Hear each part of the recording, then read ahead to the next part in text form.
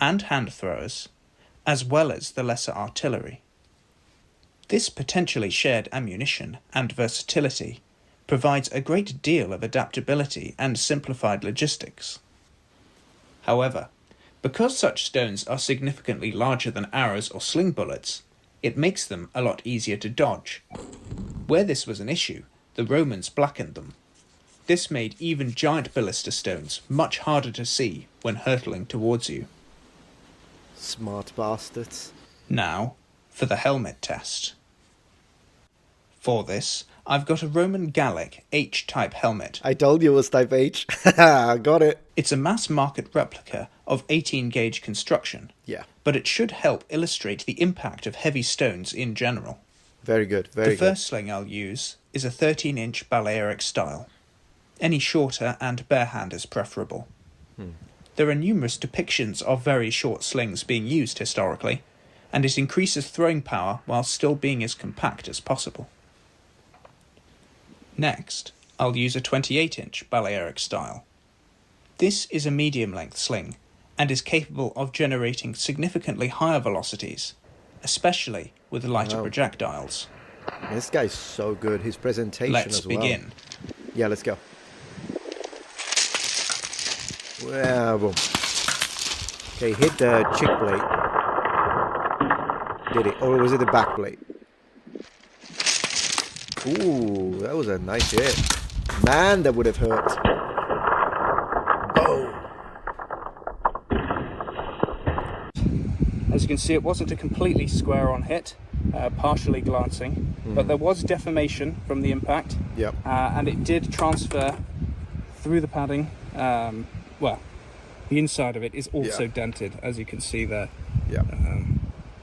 And that did actually transfer through the padding to the melon, which is also damaged here. It was split open and has become a bit soft as a result. Damn.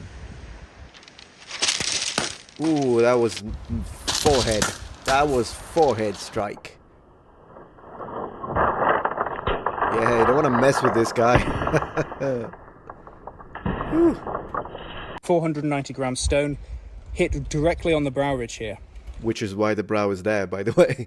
But what's really interesting about that is you can see the deformation is not extreme. Yep. What this did was distribute the force over. As I say again, very ingenious. Everything is so meticulously engineered when it comes to the Roman army and their equipment, weapons and armor, but in this case we're discussing the armor, of course. This, of course, would help as well if you were hitting the guy with a sword strike or an axe strike or a mace or club, because you hit this, the brim, instead of directly the skull of the helmet, and this does absolutely help dissipate at least some of that force. So very, very ingenious addition. The brow ridge, and thus you can see the dent that it did actually dent the helmet underneath, but as you can see that is distributed over a line, which means from the inside you can see that brow ridge has been forced into the helmet, but has dramatically reduced the deformation that would otherwise have occurred. Absolutely. Oh, where did he hit? It was too fast.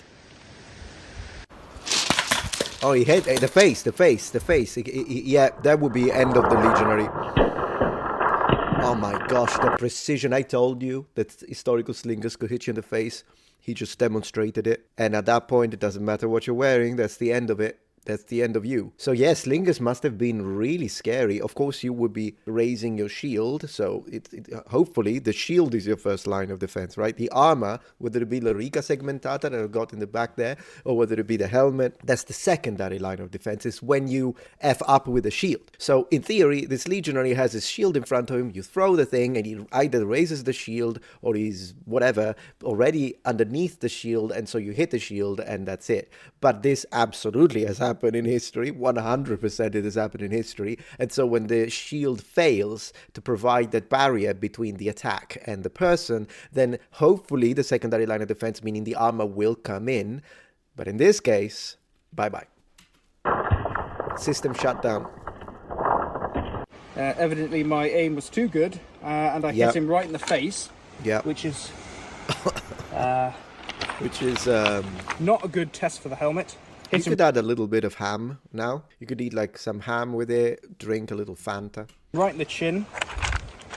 The Ooh, watermelon that's exploded. subsequently obliterated on the bottom. That also tells you though why it's so important to have the helmet, because imagine even the previous strikes that he did when he hit the helmet, it deformed the helmet. But if the helmet wasn't there, this would have happened, most likely, with each and every single one of those strikes, particularly the one in here. Really, I mean, it just completely exploded. Carved that watermelon inside out.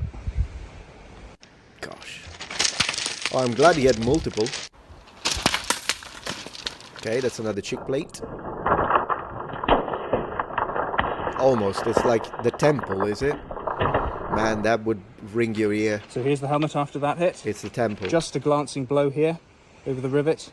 Did cause deformation a little bit. And there isn't any visible damage on the watermelon beneath. So in this instance, if you weren't wearing a helmet, that could well, Save your made life, you pop yeah. your clogs. But with a helmet on, it protects you. And I think these glancing blows would actually have been more common than direct hits.